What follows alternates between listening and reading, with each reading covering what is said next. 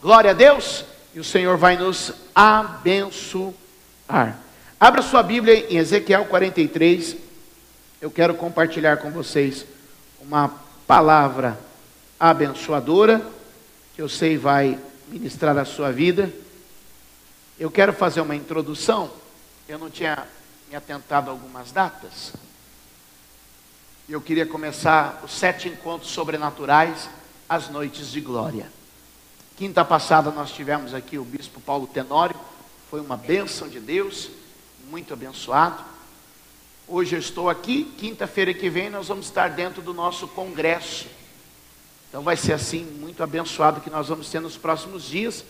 Então a gente vai sair um pouquinho do tema, do que a gente tem trabalhado.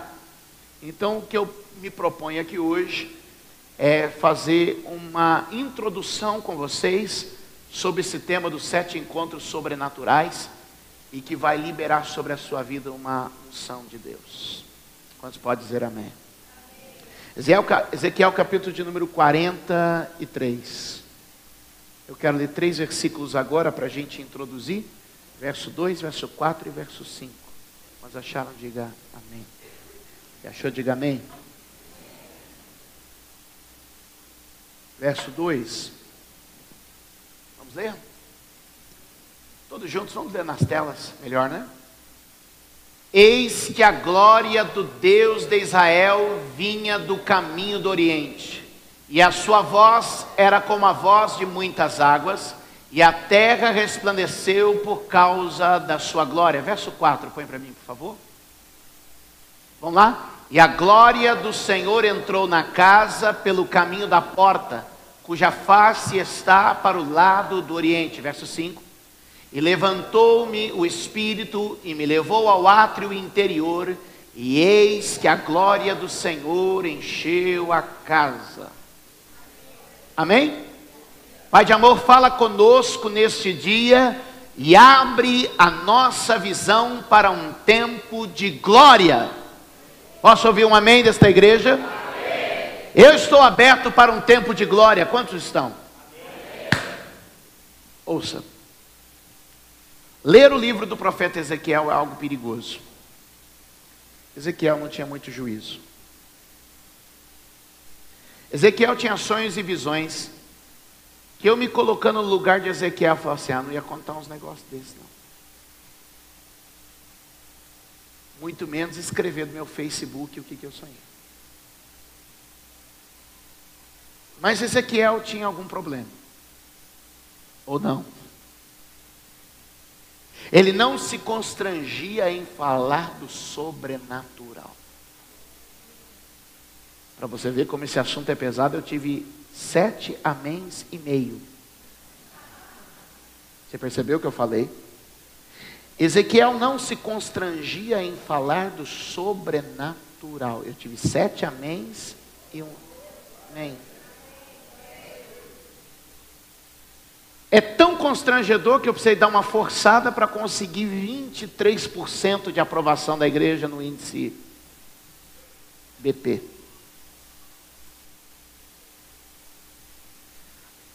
Ezequiel não se constrangia em falar do sobrenatural. Ezequiel não se constrangia em falar que viu um trono com rodas de fogo.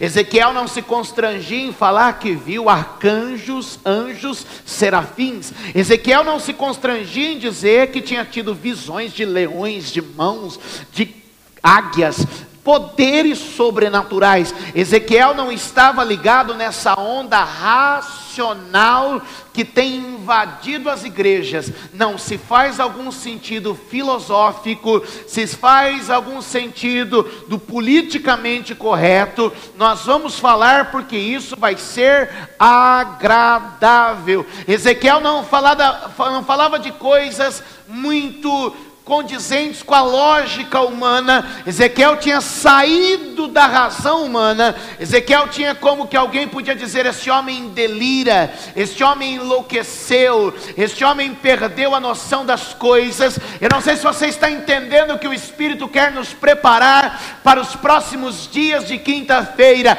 Nós vamos falar de coisas sobrenaturais, nós vamos nos envolver com coisas sobrenaturais e teremos plena liberdade disso. Sim, porque eu estou pensando o seguinte: se alguns de nós começarmos a contar coisas que Deus quer fazer, a onda do politicamente correto não nos permite. A igreja hoje precisa caminhar por uma certa lógica, uma certa racionalidade. Eu não quero um evangelho que faça sentido, eu quero um evangelho que seja loucura. Quantos podem dizer amém? Sim, porque hoje, quando olhamos para a igreja primitiva e olhamos a igreja atual, eu me pergunto qual é a igreja que mais se aproxima, qual a igreja que mais se aproxima daquela igreja. Ora, meu irmão, nós temos uma igreja com o apóstolo Pedro tendo a visão de um lençol com bichos descendo do céu e ali mudando toda a sua teologia. Se hoje eu disser assim, alguém lhe diria: não, mas você está mudando a sua teologia em cima de uma experiência, e a experiência é muito combatida na igreja racional de hoje. Deixa eu lhe dizer, Deus quer devolver a sua glória à igreja. Deus quer devolver a sua glória à igreja. Eu estou torcendo por uma igreja que pareça mais com um bando de bêbados. Escute o que eu vou te dizer. Eu estou torcendo por uma igreja que pareça mais com um bando de bêbados do que com uma igreja que pareça um bando de doutores. Eu sabia que nem todo mundo ia estar comigo nessa. Meu irmão, a igreja nasceu e o que ela parecia? Um bando de bêbados. Então, meu irmão, eu pergunto, quando hoje eu recebo algumas postagens de internet, onde as pessoas filmam alguns momentos de culto e ridicularizam aqueles momentos de culto loucos, e a pessoa diz assim: que exagero, que coisa terrível. E eu pergunto, nada mal para uma igreja que começou comparada a um bando de bêbados.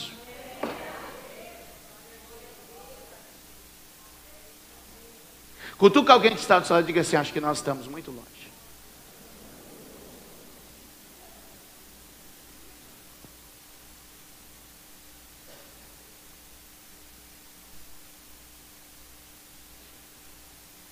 Que tipo de igreja nós queremos? Uma igreja natural ou uma igreja sobrenatural?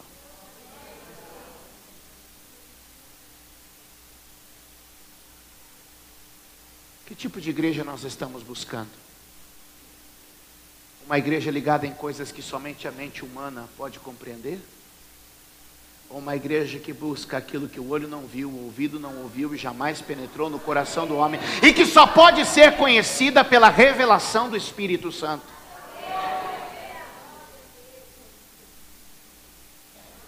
Quando a gente lê a história do profeta Ezequiel, ele me parece um tanto quanto louco e fora de sentido. Os dias de Ezequiel são dias muito complicados. Ezequiel vai por volta do ano 580, um pouco mais ou um pouco menos, para a Babilônia como exilado. O exílio da Babilônia foi o tempo mais terrível da história de Israel, porque a nação tinha caído em desgraça absoluta. Jeremias estava em Jerusalém pregando, sem muito sucesso, malhando ferro frio, gritando o que ninguém queria ouvir. E eu estou orando a Deus para levantar ainda uma geração de profetas que continue gritando o que as pessoas não querem ouvir. Me alegra muito. O que eu disse? O que me alegra muito? Vou te contar. Me alegra muito quando uma mensagem minha é combatida, criticada e atacada. Me preocupa muito quando uma mensagem minha é 100% celebrada, 100% apoiada. Isso não estou entendendo. O senhor não quer sucesso? O senhor não quer aprovação? O senhor não quer reconhecimento? Eu não. Já fui eleito antes da fundação do mundo. Isso não tem influência sobre a minha vida. Eu estou aqui livre para ser boca de Deus. Quer gostem, quer não gostem, quer aceitem, quer não aceitem. Eu tenho uma mensagem, o meu compromisso é com a mensagem. Muitas pessoas pensam coisas erradas a respeito de Jesus. Diga para quem está perto de você, diga assim: olha, nem tudo que é bonito é bíblico. E nem tudo que é bíblico é bonito.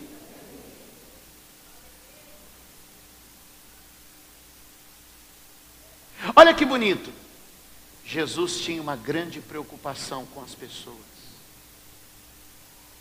Como frase isolada é bonito. Mas o que a Bíblia diz? A Bíblia diz assim: mestre, o Senhor não considera ninguém, mas diz a todos. O que a Bíblia diz? Que Jesus não considerava ninguém fora da sua mensagem. Quer ouvir, ouça. Não quer ouvir, não ouça. Sim, a Bíblia aqui diz, não sou eu. E nós queremos que a glória de Deus invada a igreja. Nós queremos que o poder de Deus invada a igreja. Mas nós queremos estar de bem com todo mundo. Nós queremos que a nossa mensagem seja aceita. E alguém pode pensar: bispo, imagine um ímpio assistindo um culto. Isso vai escandalizar. A cruz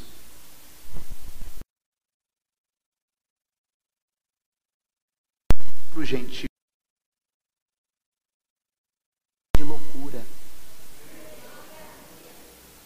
Diga para 3 pessoas: a sua fé tem que ter alguma coisa de loucura. Diga aí, a sua fé tem que ter alguma coisa de loucura.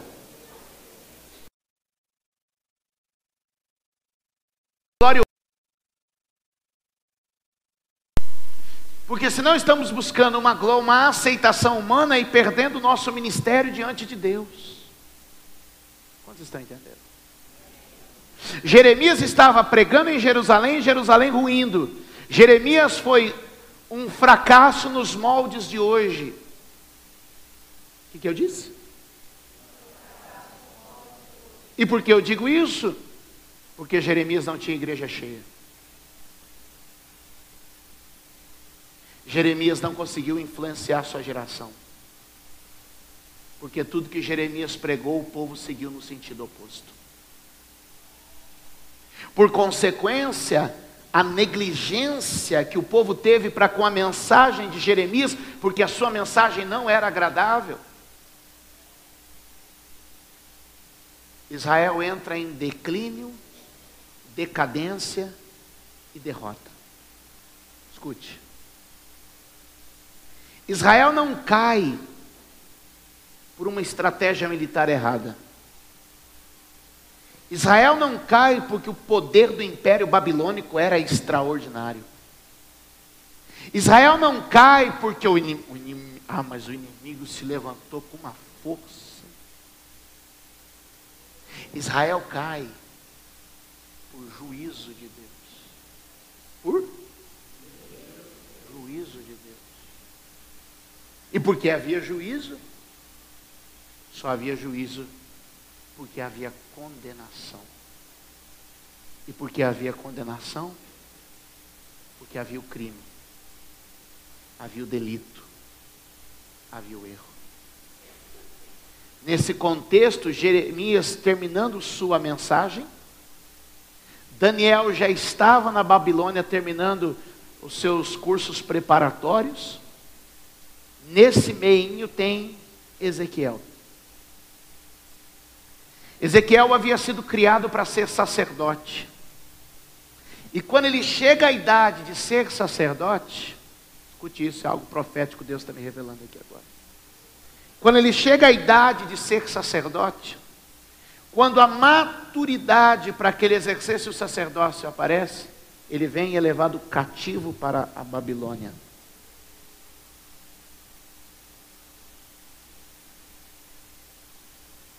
Há muitos que Deus estava preparando, direcionando, mas na hora de você ser do seu sonho, do seu projeto se realizar, daquilo que na sua mente você imaginava, daquilo que no seu coração, deixa eu melhorar isso. Há muitos que tiveram sonhos até ministeriais. Mas de repente o vento soprou e as coisas tomaram outro rumo. Eu quero dizer, Deus não desistiu do seu ministério. Deus não desistiu da sua chamada. Talvez Ele tenha um outro caminho diferente. E eu posso ser boca de Deus aqui nesta abençoada noite para lhe dizer o seguinte: escute-me com toda a tua atenção. O que eu acredito é que Deus está escolhendo um caminho alternativo para usar você de forma sobrenatural. Talvez o que você chama de tragédia, talvez o que você chama de acidente, talvez o que você chama de um percurso ruim, o Senhor está dizendo: não, eu estou te tirando do ministério natural para te levar para um ministério sobrenatural. Sim, porque toda a vida uma tradição foi imposta ao sacerdote, a tradição foi imposta ao então, como eu posso usar a palavra, aspirante a sacerdote Ezequiel. Ele foi criado desde a sua mais tenra idade, sendo preparado. Olha, o seu serviço espiritual será regrado desta maneira: você vai vir ao templo, você vai fazer assim, você vai fazer assim. E o que estavam colocando e incutindo nele? Uma tradição. Estavam incutindo nele uma tradição, uma liturgia, dizendo: é assim, assim, assim, assim. Muitos de nós, queridos, vamos sendo preparados para servirmos a Deus debaixo de uma, olha, você faça desta maneira, e você segue por este caminho. Mas de repente Deus tem outros caminhos e nos leva a um ministério sobrenatural. O que eu vim aqui dizer para você? Deus quer te levantar em um ministério sobrenatural. Sim, quando ele, Ezequiel, aspirante ao sacerdócio, está dizendo: olha, vou começar a minha rotina dentro dessa liturgia, no serviço do sacerdócio dentro do templo. De repente vem os exércitos babilônicos, pegam esse jovem e o levam cativo à Babilônia. Imagine a tristeza e o abatimento de Ezequiel. Eu não vou servir, eu me preparei, mas eu só conheço o ministério como me foi apresentado. Ele está cativo. E 6 ou 8 anos depois que ele está na Babilônia, chega para ele a notícia. A notícia que chega para ele diz assim: o templo foi destruído. Bom, se havia alguma expectativa para eles, assim: não, um dia eu vou voltar. Não, um dia eu vou voltar lá e olha, eu vou servir como me prepararam para servir. Eu vou fazer como me treinaram para fazer. Eu vou me enquadrar dentro dos moldes e da liturgia que passaram. Deus disse: meu amigo, não tem para onde voltar.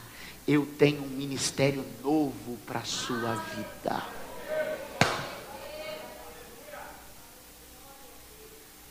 Eu não sei se você consegue captar o manto profético que Deus está começando a gerar dentro desta igreja.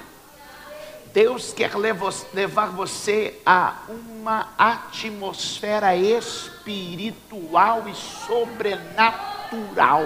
Deus quer levar você a um tempo de outras coisas, de experiências profundas que parecerão loucura ao olhar humano. O que eu quero liberar sobre você é uma palavra hoje aqui. Você precisa romper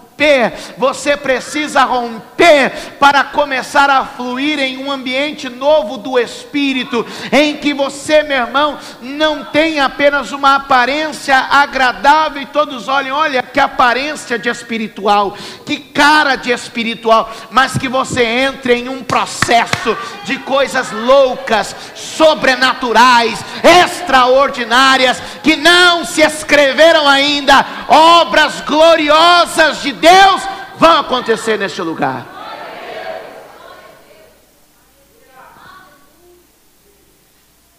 O O que eu quero estabelecer aqui com você é o seguinte: vamos sair dessa expectativa natural.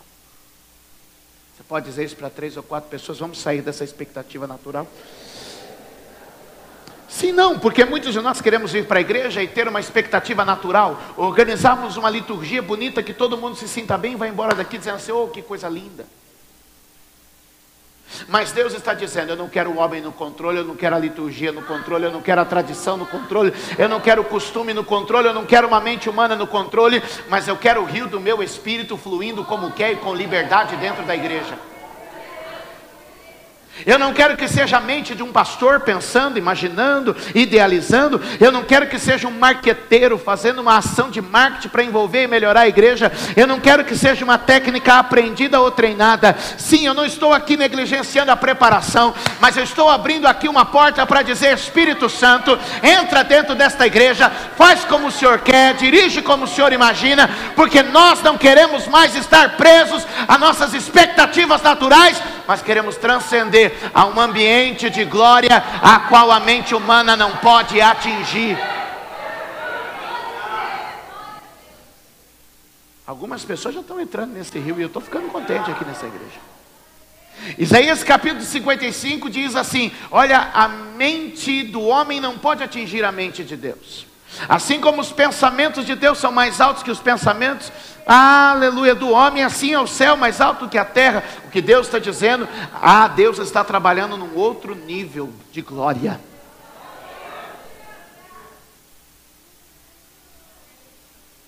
Chega a notícia a Ezequiel: Ezequiel, o ministério como você imaginou não existe mais.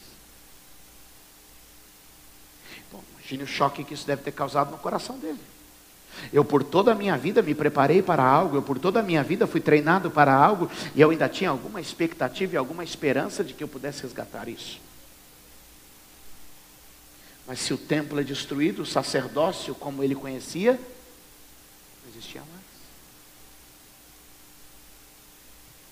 2 tipos de pessoas nascem nesse momento. 2 tipos de pessoas nascem nesse momento. No mundo espiritual e na vida espiritual existem esses 2 tipos quando alguma coisa sai do natural. O primeiro grupo são os desanimados. Quem são? Os desanimados. São os que baixam a cabeça. São os que desistem. São os que não se motivam mais. Os que entregam os pontos. Os que não têm mais forças para lutar. Há muita gente que, quando Deus começou a mexer nas suas estruturas espirituais,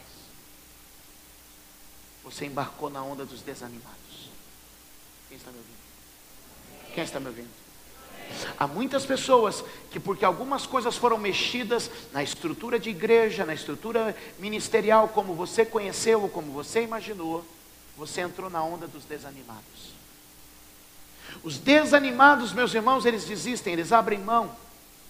Talvez até duvidam que Deus existe, ou colocam Deus numa tão longe, tão longe, tão longe, tão longe, que perdem suas forças espirituais. Há algo que Deus está fazendo neste lugar. Porque há muitos profetas que Deus quer levantar aqui, há muita gente que Deus quer levantar aqui, querido. Mas que embarcaram na onda dos desanimados. As suas dores e decepções lhe fizeram parar, lhe fizeram estacionar. Você perdeu aquela chama, aquela sede, aquela vontade, aquela busca. As ocorrências à sua volta lhe fizeram esfriar e abandonar o mover de Deus na sua vida. Pois bem, hoje você veio ter um encontro não com um homem, não com um profeta, você veio ter um encontro com uma glória de Deus que vai restaurar a sua vida. Há um outro grupo de pessoas que nascem nesse momento, que são os indiferentes. gente que começa a ignorar, que já não percebe mais os moveres de Deus. Ele não desanimou, mas ele fechou o seu coração, fechou a sua mente, fechou os seus ouvidos, fechou sua alma, e ele não permite mais que Deus entre. Agora deixa eu te dizer, há muitas pessoas desanimadas, e há muitas pessoas indiferentes, há muita gente que não desanimou, mas foi tomado pela indiferença. Feche os olhos para o que está acontecendo à sua volta. Ei, deixa o Espírito ministrar aqui hoje, neste lugar, sobre a tua vida. Você não vai embarcar na onda do desanimado, nem vai embarcar na onda do indiferente. Deus está dizendo: ei, Ezequiel, Deus te chama de Ezequiel nesta noite. Ele está dizendo: as coisas não aconteceram como você imaginava, mas eu vou te levar a um outro nível de glória. Levante a sua mão e diga: eu creio que Deus vai me levar a um outro nível de glória.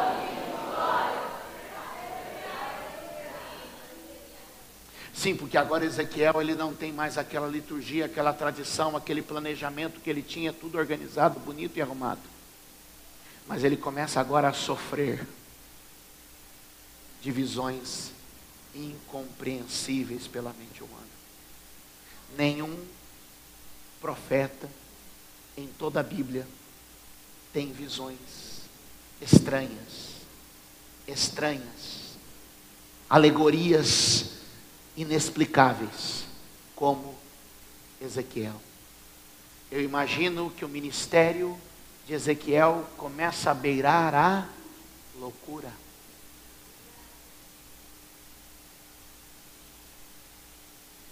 Será que você está pronto para que Deus comece a levar o seu ministério a um nível que beire a loucura?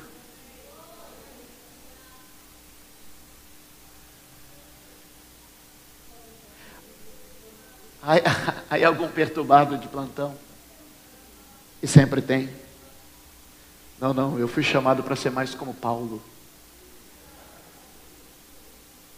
Se eu não me engano, e eu acho que eu não me engano, que eu leio um pouquinho da Bíblia. Quando Paulo fazia um discurso, disseram para ele: Paulo, as muitas letras te fazem delirar.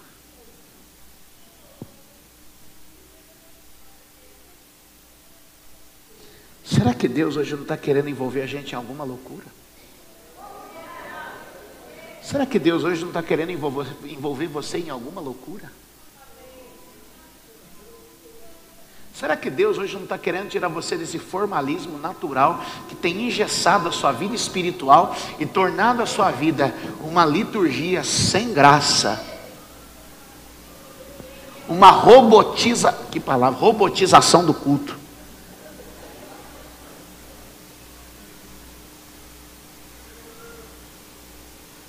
Será que hoje você não pode ser liberado para alguma coisa que aparentemente lhe cause vergonha, que aparentemente lhe cause algum descrédito, mas que o coloque em uma experiência sobrenatural com Deus?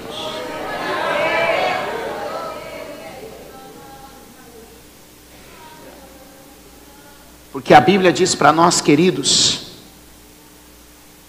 que todos nós, com o rosto descoberto, refletindo como um espelho a glória do Senhor, somos transformados de glória em glória na mesma imagem, como pelo Espírito do Senhor.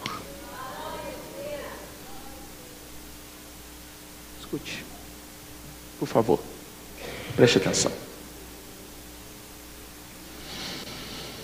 A Bíblia diz que cada vez que nós temos um encontro com a glória de Deus, nós passamos a refletir a glória de Deus. E por que muitas vezes nós temos deixado de refletir esta glória?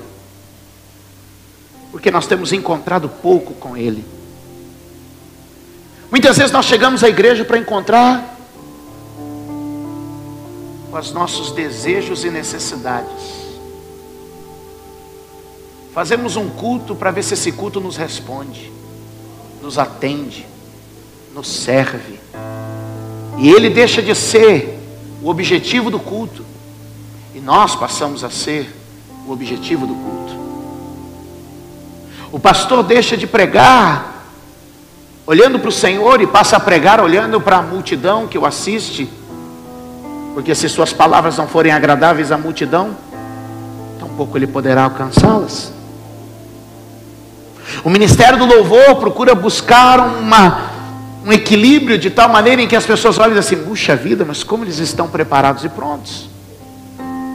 Irmãos, eu não estou desprezando o preparo, não estou desprezando a capacitação, o treinamento, a organização, a ordem, a decência e quantas palavras você quer, mas eu quero acrescentar em nossa reunião um elemento imponderável, que é o elemento do sobrenatural.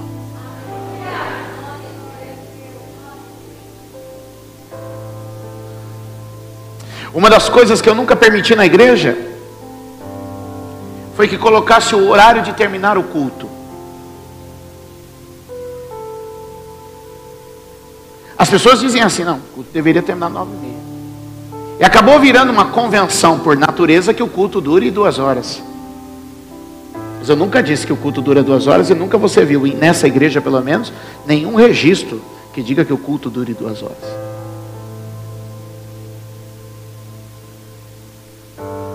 Porque eu quero deixar espaço para o imponderável, para aquilo que não é tangível, natural, para aquilo que não pode ser calculado. Eu quero mergulhar em um ambiente sobrenatural. Eu quero mergulhar em um ambiente onde eu diga coisas que naturalmente não têm sentido, mas que sobrenaturalmente expliquem todas. Eu quero, meu irmão, um ambiente onde nós possamos ter palavra, visão, revelação, e a Bíblia diz que tudo isso é possível dentro da igreja. Quando a Bíblia fala de dons espirituais, fala para a igreja. E por que a igreja hoje não flui mais no sobrenatural? Porque nós nos acomodamos em uma liturgia que alimenta e sacia a nossa natureza, a nossa alma humana, e não que nos coloca no rio de Deus. Hoje eu estou aqui para lhe dizer: Deus nos chamou para mergulhar no sobrenatural, no imponderável, no inimaginável, para um tempo onde a liberdade do Espírito vá operando neste lugar.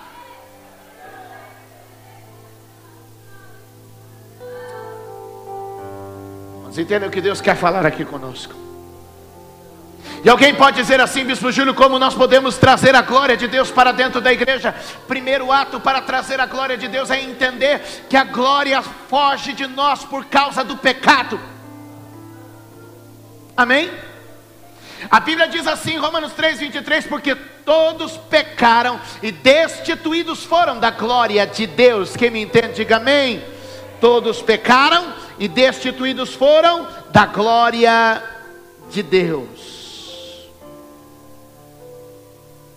Ezequiel então vai entrar em um tempo aonde ele vai buscar recuperar a glória.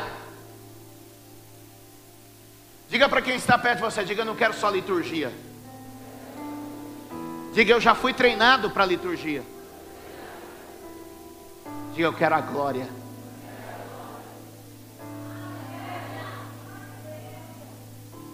Eu estou sonhando, meu irmão, com um dia que no meio da minha mensagem, as mensagens sejam interrompidas, porque a glória de Deus entra no templo. Eu estou sonhando com dias, meu irmão, em que quando o culto começar, a gente perca a noção do que vai acontecer, do que vem na sequência, porque a glória do Senhor está dominando todas as coisas.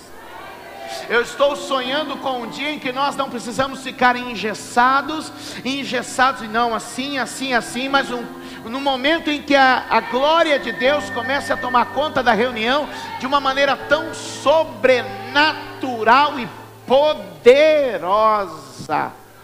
Estou sonhando com um dia, meu irmão, em que de repente nós vamos começar a orar na abertura do culto, e de repente 2 horas se passaram e nós ainda estamos orando.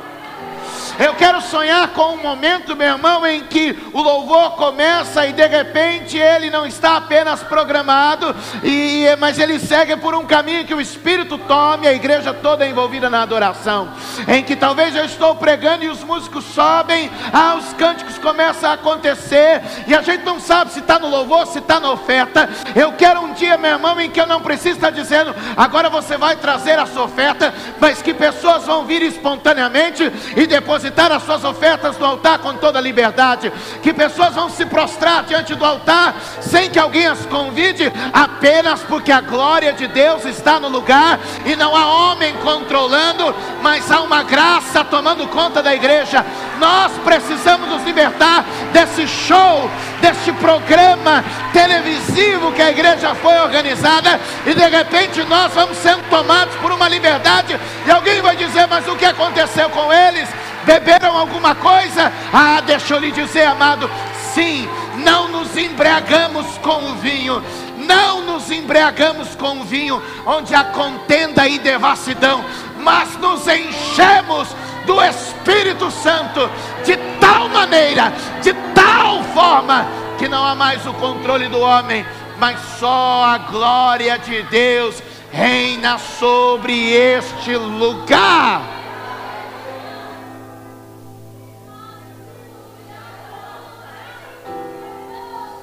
Diga para quem está perto de você, há uma parede que precisa ser derrubada. Diga com mais ousadia e fé, porque eu acho que essa parede ainda não balançou. Diga, há uma parede que precisa ser derrubada. A Bíblia diz lá no verso de número 8 de Isaías 43, ele termina dizendo assim na parte B, havendo uma parede entre mim e eles. O que diz o texto? Havendo uma parede entre mim e eles. Ei, amados, a Bíblia fala que havia um véu que separava, mas quando Cristo Jesus morre, este véu é rasgado, não há mais separação. Por Cristo Jesus, essa parede hoje tem que cair por terra. Qual o nome dessa parede? A Bíblia diz que essa parede é o pecado, porque todos pecaram, Romanos 3, 23, e perderam. Destituir é perder. A palavra em Romanos 3 diz, Romanos é um livro jurídico, ele é muito voltado na área jurídica, e ele diz assim, olha, porque todos pecaram e foram destituídos. Destituir é uma palavra jurídica, que representa perder o poder, perder a autoridade. A Bíblia diz que nós nascemos e fomos criados no Éden com poder e com autoridade. Mas a Bíblia diz que por causa do pecado, o poder, a autoridade da glória de Deus que refletia em nós se perdeu. Mas em Cristo Jesus essa glória está sendo restaurada. Em Cristo Jesus esta glória está sendo restaurada. Em Cristo Jesus esta glória está voltando para as nossas vidas. Quantos podem dizer amém? Ele diz aqui, havendo uma parede de separação entre mim e eles, é o que diz o Senhor. Verso 9. Agora lancem eles para longe de mim a sua prostituição, os cadáveres dos seus reis, e habitarei no meio deles para sempre. O pecado tem que sair do nosso meio. Deus está nos chamando a um tempo de constrangimento, de vergonha, de reconhecer o pecado. Deus não está nos chamando para um tempo de ignorar, nem para o tempo de desanimar. Mas Deus está nos chamando para dizer, comece a fazer uma faxina, comece a fazer uma limpeza, porque nós veremos a glória de Deus envolvendo a nossa vida a partir do momento em que nós começarmos a tirar o pecado do nosso meio, em que nós começarmos a rejeitar o pecado da nossa vida. nada. Queridos, eu tenho buscado diante de Deus esses dias me prostrar e dizer: Senhor, arranca de mim o pecado, tira da minha vida o pecado. Eu não quero a memória, a lembrança, o sinal, o menor resquício do pecado. Eu estou aqui em jejum e oração hoje para lhes dizer, querido, Deus vai começar um processo de purificação, de limpeza. Começa a dizer que você não aceita, começa a dizer que você não quer. Queridos, você vai perceber, querido, que isso vai doer na sua carne, vai mexer com você. Algumas pessoas vão começar a sentir vontade de vomitar ou rejeitar o pecado. E sabe o que vai acontecer? Meu irmão, vai haver uma ação de libertação na igreja, e nós vamos sair do ministério formal para entrar no ministério sobrenatural de Deus. Sim, porque o pecado atrapalha a nossa comunhão, mas não atrapalha o nosso treinamento. Vou repetir para você entender. O pecado atrapalha a nossa comunhão, mas não atrapalha o nosso treinamento. E todos nós, eu e vocês, fomos treinados para fazer o nosso papel. Se esse moço pecar, ele pode continuar a tocar, porque ele foi treinado para tocar. Se eu pecar, eu posso continuar a pregar, porque eu fui treinado para pregar. Se você pecar, você pode continuar a cultuar, porque você foi treinado para cultuar. Estou falando alguma bobagem? Se o obreiro pecar, ou a obreira pecar, eles podem continuar a servir, porque eles foram treinados. Se o operador de som, operador de áudio e imagem pecar, eles foram treinados. O pecado não interfere no nosso treinamento, mas ele interfere na nossa comunhão. Mas escute o que eu estou lhe dizendo nesta hora, em nome do Senhor Jesus.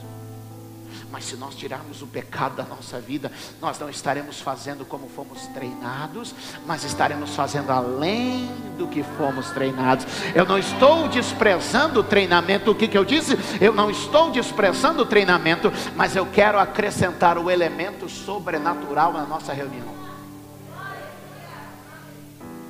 Sim, é por isso que você entende que algumas pessoas dizem assim: nossa, mas então qual o problema? Eu estou lhe dizendo, o pecado não interfere no treinamento.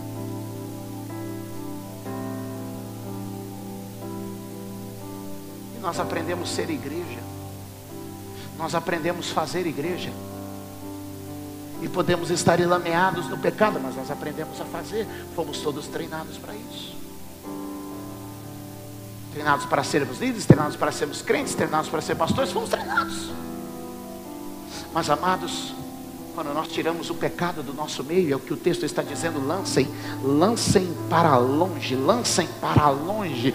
Começa a jogar para longe o pecado, e sabe o que vai acontecer? Nós vamos acrescentar ao que fomos treinados e sabemos fazer, o sobrenatural de Deus.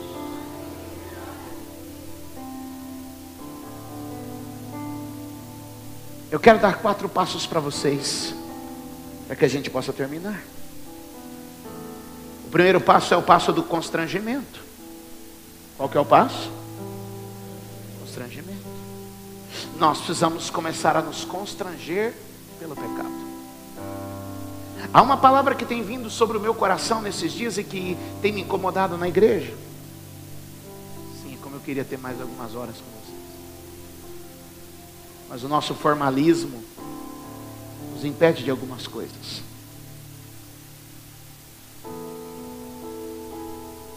Eu tenho visto nesses dias, e eu tenho usado uma expressão para algumas coisas que eu tenho visto: verniz sobre o pecado.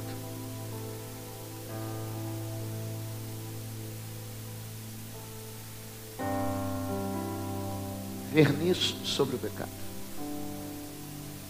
Escute. A pessoa entra em algum pecado, cai em algum pecado, escandaliza por causa de algum pecado. Não que eu acho que agora a gente tem que acender uma fogueira e jogar essa pessoa lá. Estão comigo? Mas o que nós temos feito nesses dias é abraçar a pessoa e dizer assim: ah, não, tudo bem, vai dar um jeito. A gente dá uma lixadinha, passa um verniz por cima, e a gente não vai fundo naquilo para tratar e para resolver. É necessário que seja criado um constrangimento na nossa vida. Porque se nós não nos constrangermos pelo pecado, aonde está o quebrantamento que vai atrair a atenção de Deus para nós?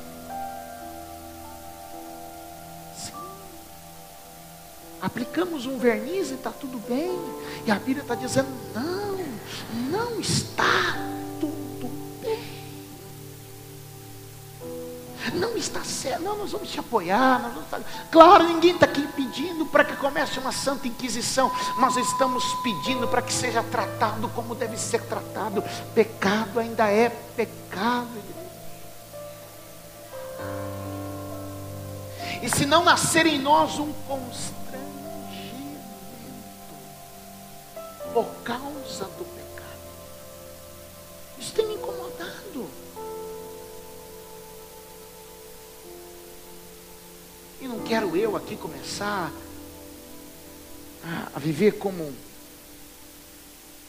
alguém que acusa, que ataca, mas eu quero hoje dizer, Senhor, eu estou disposto a gente passar limpo tudo aqui, para que eu possa ter a visão de Ezequiel, a tua glória vindo sobre nós. Quem me entende? O segundo passo para que a glória de Deus venha, o primeiro é o constrangimento pelo pecado, mas o segundo é conhecimento da lei de Deus. Sim, porque esta é a visão, verso 12. Esta é a lei da casa. O que diz o verso 12 aí de Ezequiel 43? Esta é a lei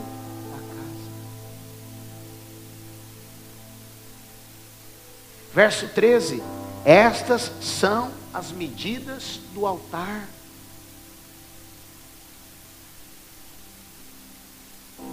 Verso 18, e me disse, filho do homem, assim diz o Senhor Jeová, estes são os estatutos do altar. Sim, porque uma vida sem regra, sem lei, sem palavra, sem o conhecimento da verdade de Deus, não promoverá a libertação que nós precisamos.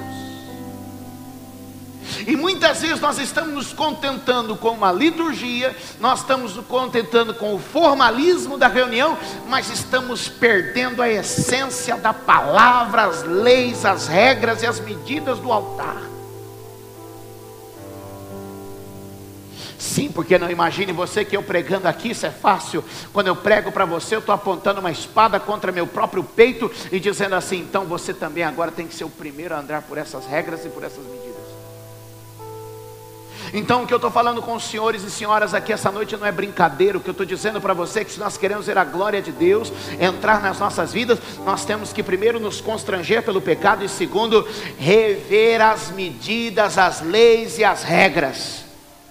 Não, você não está entendendo o que eu estou dizendo. Nós precisamos passar por uma revisão criteriosa dos nossos valores, das nossas palavras, dos nossos pensamentos, das nossas medidas e do nosso alinhamento na presença de Deus. Hoje Deus quer levantar uma igreja, meu amado, comprometida com a sua palavra e com a sua lei.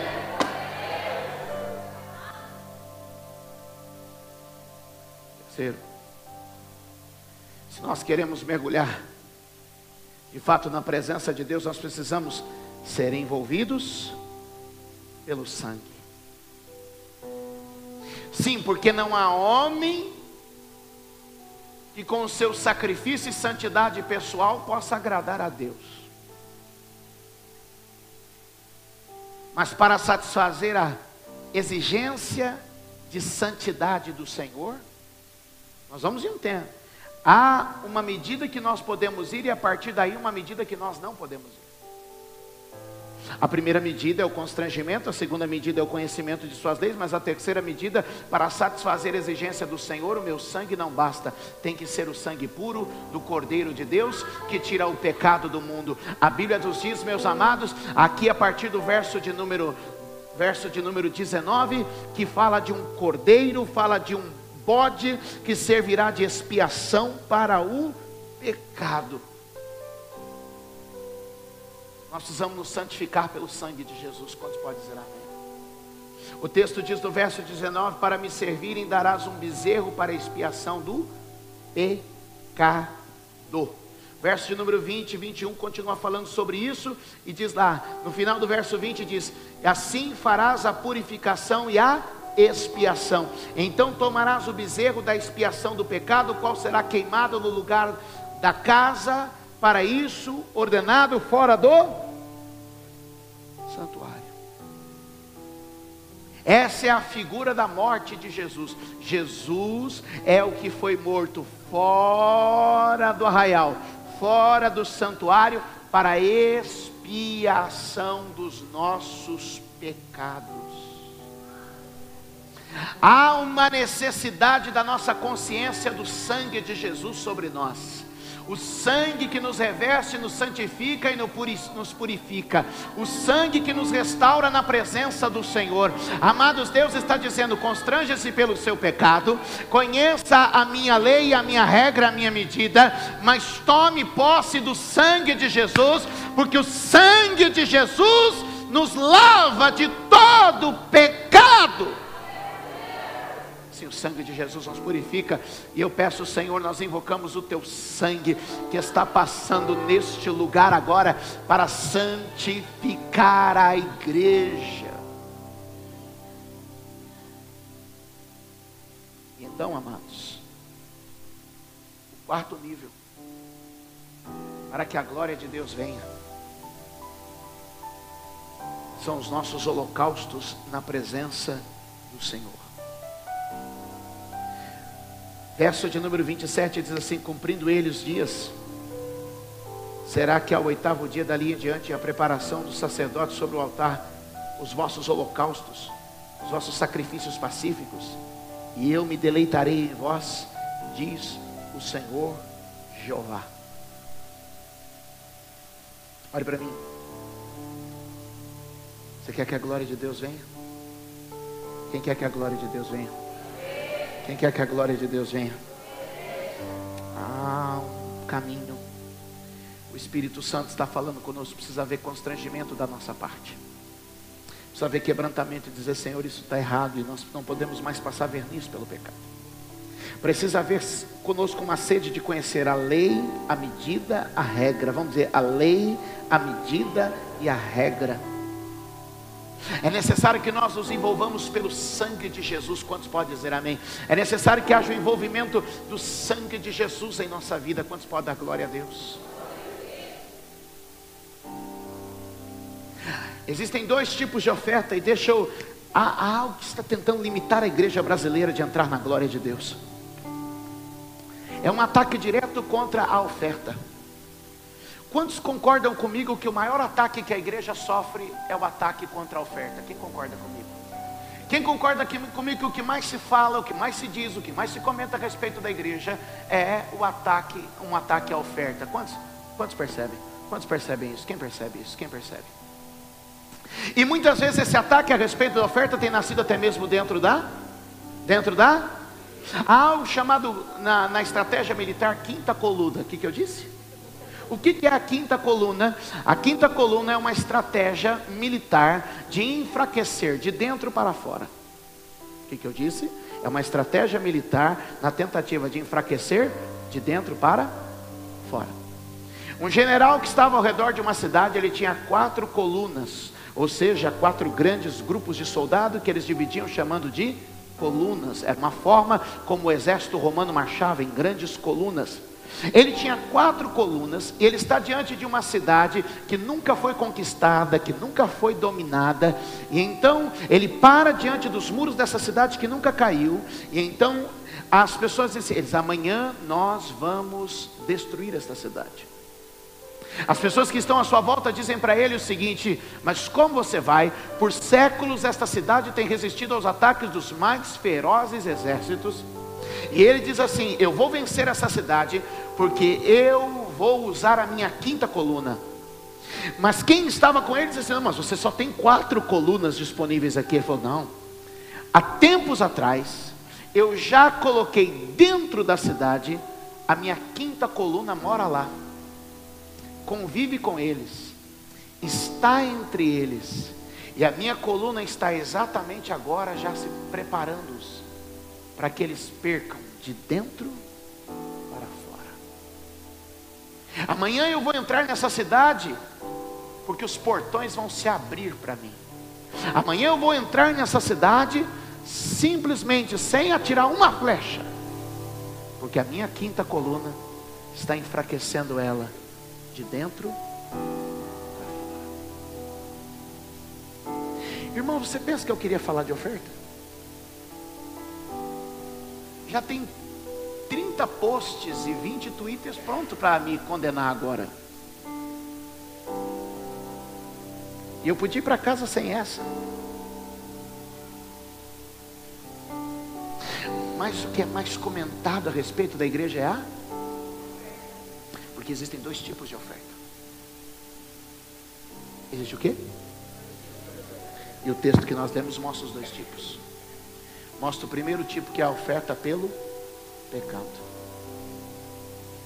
A oferta pelo pecado. O primeiro bezerro a ser oferecido ali é o pelo pecado.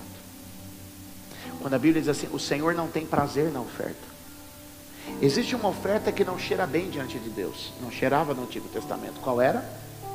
Oferta pelo. Porque todas as vezes que esse cheiro subia na presença de Deus, era um sinal que o povo tinha. Eles estão pagando a oferta pelo pecado, mas Deus está feliz com aquela oferta? Não. E por que não? Porque é um sinal de que o seu povo pecou. Deus recebe essa oferta, mas diz, eu preferia que ela não acontecesse. Mas perceba que no último versículo há uma outra oferta. Uma segunda oferta é liberada. Como a oferta pelo pecado já foi ministrada, agora é uma nova oferta. A oferta de sacrifício pacífico, de sacrifício e essa não tem nada a ver com a outra. Porque essa, quando o cheiro sobe, agrada a Deus. Essa, quando o cheiro sobe, encanta o coração de Deus. Então alguns dizem assim, não, Deus não tem prazer na oferta pelo pecado? Não.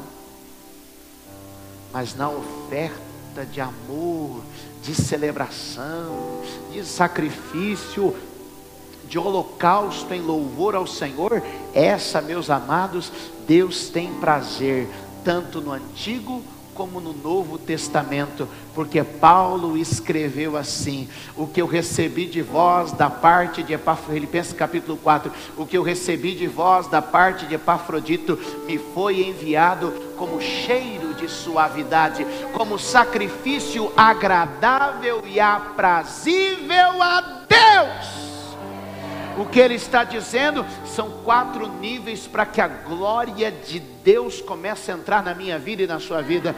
Preste atenção, o primeiro nível é o nosso constrangimento e dizer, Senhor, pecamos e estamos aqui para confessar o nosso pecado. O segundo nível é aprender a regra, a lei, a medida da casa de Deus e dizer, Senhor, nós vamos aprender como andar na tua presença. O terceiro nível é receber o sacrifício do sangue de Jesus, tomar posse desse sangue e dizer, os meus pecados foram expiados lá na cruz do Calvário, pagos por ele. E o quarto nível é oferecermos culto, louvor, adoração. E quando a igreja começar a oferecer esse quarto nível, que é o nosso culto ao Senhor, a nossa celebração, nosso louvor, nosso cântico, nossa oração, nossa oferta no altar, querido, isso começa a subir como cheiro suave, e meu irmão, e a glória começa a entrar, a glória começa a tomar conta da nossa reunião. Deus está nos chamando neste dia para andarmos de novo debaixo da glória de Deus. Quantos me entendem que o Espírito Santo quer trazer aqui hoje, querido? Deus está te dizendo: ei, seja lavado pelo sangue do Cordeiro agora, purificado de todos os teus pecados nesta noite, e vamos começar a cultuar, celebrar, adorar, bendizer. E aí com liberdade a Bíblia diz: um tem cântico, outro tem hino, outro tem língua, outro tem profecia, outro tem oferta. E o que começava a acontecer no culto da igreja? As pessoas dizem que as pessoas pegavam do que tinham e depositavam no altar de Deus aos pés dos apóstolos. As pessoas começavam a ter um mover de Deus com muita liberdade na igreja. Sabe o que Deus está trazendo aqui hoje, meu irmão? Que vocês já deviam estar sentindo de cantar alguma coisa. Eu acho que você talvez já devia estar trazendo a sua oferta nesta noite, que você talvez já devia estar adorando a Deus com palavras. Sabe o que o Espírito Santo está dizendo aqui nesta noite, querido? Que Deus quer começar a criar um ambiente aonde o Espírito libera a minha vida e a sua vida.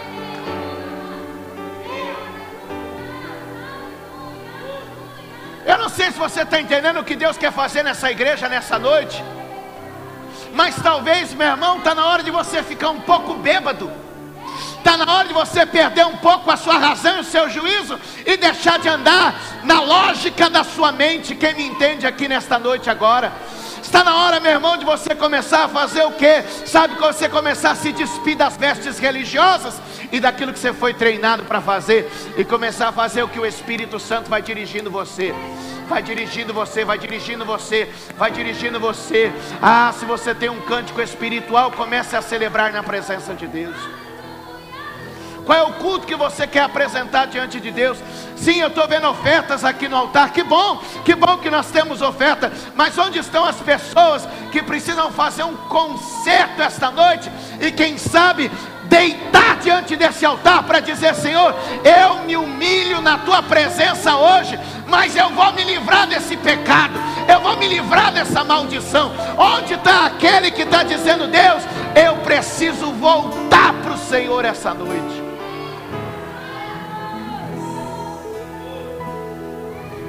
Onde estão aqueles que podem fechar os olhos e dizer: Senhor, eu quero ver o mundo espiritual? Onde estão aqueles que podem começar a orar com liberdade e dizer: Senhor, tira o pecado de dentro da minha casa esta noite? Há uma oferta que você pode entregar ao Senhor nesta noite? Há um clamor pelo perdão e o constrangimento que você pode dar para Deus esta noite? Sim, se você acha que o culto terminou para você, você pode ir embora com tranquilidade. Mas se você acha que Deus quer fazer algo na sua vida, eu gostaria muito que você começasse a deixar o Espírito Santo dirigir a sua vida e conduzir você nesse lugar. Se você está na expectativa de algo novo, eu quero que você dê liberdade ao Senhor aqui agora e comece a orar ao Senhor. Oh, Espírito Santo, começa a operar nessa casa aqui hoje. Senhor, eu não quero sair daqui hoje sem ver a tua glória enchendo este lugar. Senhor, eu não quero sair daqui hoje, ó Deus, sem que algo comece a acontecer na nossa vida. Se você não suporta mais, querido, ficar longe da glória de Deus, então eu sugiro a você que comece a buscar a Deus de uma forma diferente. Que você comece a buscar a Deus de uma forma diferenciada. Que você comece a dar liberdade ao Espírito de Deus para que haja um concerto entre nós. Quem sabe dentro de você há uma cobrança de Deus agora. Há uma cobrança de Deus agora dentro da sua vida. Então comece a dar liberdade ao Senhor Jesus. Sim, eu não quero mais dirigir a reunião, mas eu quero que o Espírito Santo dirija você. Eu quero que o Espírito Santo dirija você. Eu quero que o Espírito Santo dirija a sua vida hoje. Vamos adorar com este cântico, vamos orar, vamos nos juntar em oração, vamos dar liberdade ao Espírito de Deus. Senhor, entra neste lugar, entra neste lugar, Senhor, entra neste lugar ao ponto, oh meu Deus, de ninguém mais está limitado pelo que fomos treinados, mas queremos acrescentar ao nosso treinamento a sua glória, o imponderável, sobrenatural.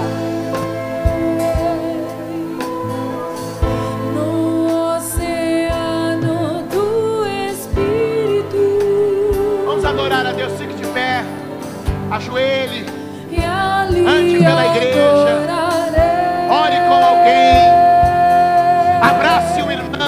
Deus está lhe dirigindo.